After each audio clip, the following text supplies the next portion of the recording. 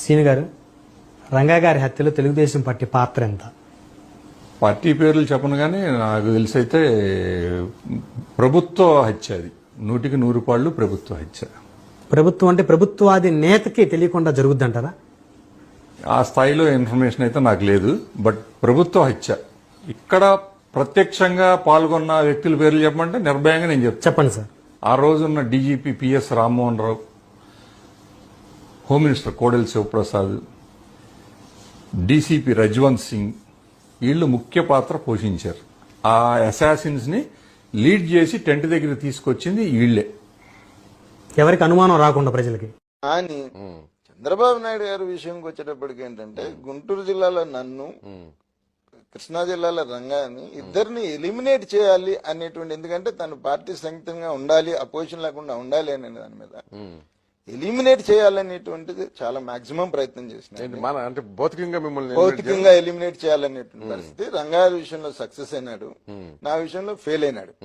ఎందుకు fail అయినంటే 95లో last attempt.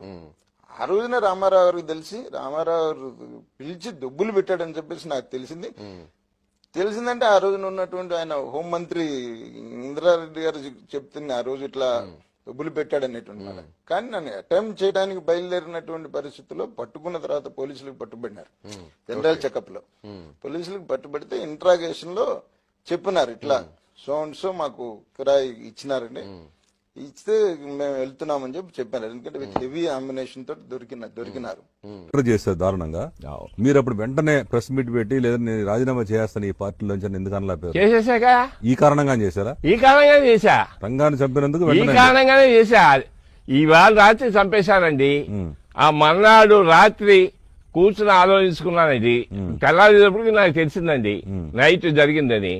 ఆ రాత్రి కూర్చుని ఆలోచించుకున్నానండి. కొంతమంది స్నేహితులతో మాట్లాడానండి. ఆ నెక్స్ట్ డే మార్నింగ్ వెళ్ళిపోయి రాజీనామా చేశా. అంతే. రాజీనామా చేసిన వెంటనే చంద్రబాబు నాయుడు గారు వచ్చాడు, బతిమాలాడు. నువ్వు ఇప్పుడు రాజీనామా చేస్తే మన పార్టీ చాలా నష్టపోతాం సుమా, నువ్వు చేయొద్దు, నువ్వేం కంగారు పడుకో, వారం రోజులు మళ్ళీ నిన్ను హోమ్ మినిస్టర్ చేస్తాం మేము, నువ్వు ఏం కంగారు పడొద్దని 2 hours కూర్చున్నాడు నా దగ్గర. అంటే ఇప్పుడు ఆ 2 hours లో ఈయనతో పాటు వచ్చిన వాళ్ళు ఈ రాధాకృష్ణ గారు వచ్చాడు, ఆంధ్రజ్యోతి రాధాకృష్ణ గారు, ఈయనతో పాటు ఐ వెంకటరావు వచ్చారు. వాళ్ళిద్దరు కూడా సాక్ష్యం ఉన్నాయి, రాశారు దాంట్లో. ఏంటి సాక్ష్యం? చంద్రబాబు నాయుడు గారు వచ్చి నన్ను బతిమాలటం సాక్ష్యం. అయినా సరే నేను ఒప్పుకోదా, నేమని సరే రాజీనామా ఇచ్చాను, ఇవ్వాల్సిందే వెళ్ళిపోవాల్సిందే అని చెప్పా. అంతే వచ్చేసారు. అంటే రంగాన్ని మర్డర్ చేశాం కాబట్టి కాపుల్ని శాంతం చేయడం కోసం మీకు